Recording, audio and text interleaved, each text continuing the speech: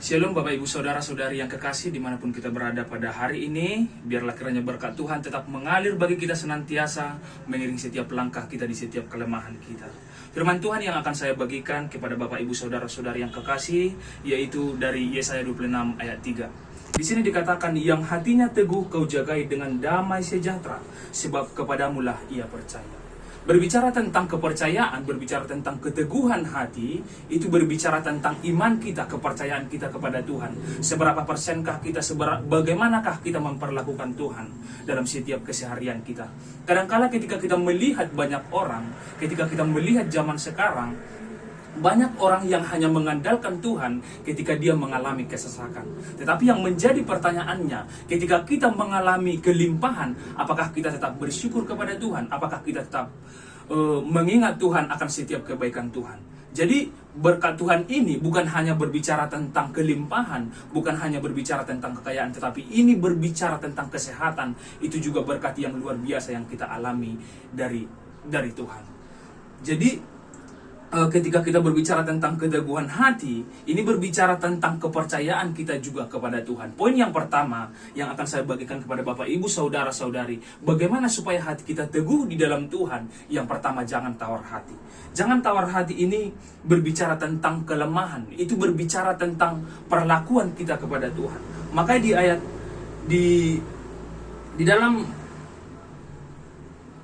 Amsal 24 ayat 10 dikatakan, jika engkau tawar hati pada masa kesesakan, kecillah kekuatanmu. Di sini berbicara tentang tawar hati. Tawar hati itu berbicara tentang kebimbangan, berbicara tentang komitmen yang tidak memiliki pendirian.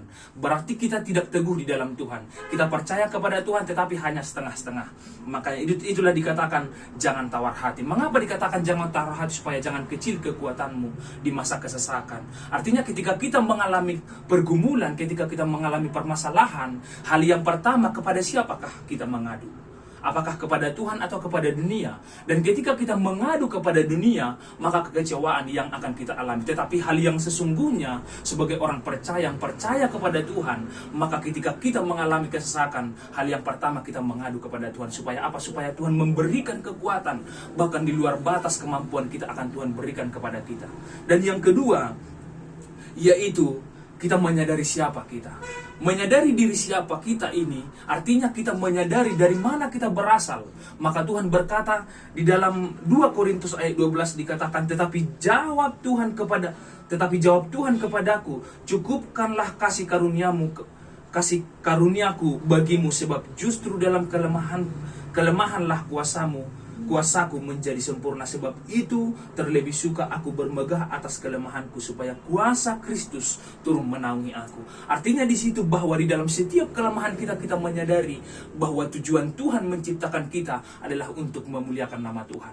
Makanya di dalam ayat Alkitab juga dikatakan bahwa supaya kita datang kepada Tuhan, biarlah kiranya di masa kelemahan kita ini kita datang kepada Tuhan. Supaya apa? Supaya Tuhan memberikan kekuatan yang luar biasa kepada kita. Biarlah kiranya berkat Tuhan yang saya bagikan kepada Bapak Ibu Saudara-saudari dimanapun kita berada pada hari ini, biarlah kiranya ini menguatkan hati kita. Kita menjadi pelaku firman Tuhan di masa kesesakan kita, di masa pergumulan kita diteguhkan oleh Tuhan. Supaya apa? Supaya kita menjadi pemenang di dalam Tuhan. Maka di dalam Yesaya 26 tadi dikatakan, ayat 3 dikatakan, yang hatinya teguh kau jagai dengan damai sejahtera, sebab kepadamulah ia percaya. Artinya ketika kita sudah memiliki hati yang teguh, maka damai sejahtera yang dari Tuhan akan menjadi milik kepunyaan kita. Demikian firman Tuhan yang saya bagikan kepada Bapak Ibu Saudara-saudari. Tuhan memberkati. Shalom.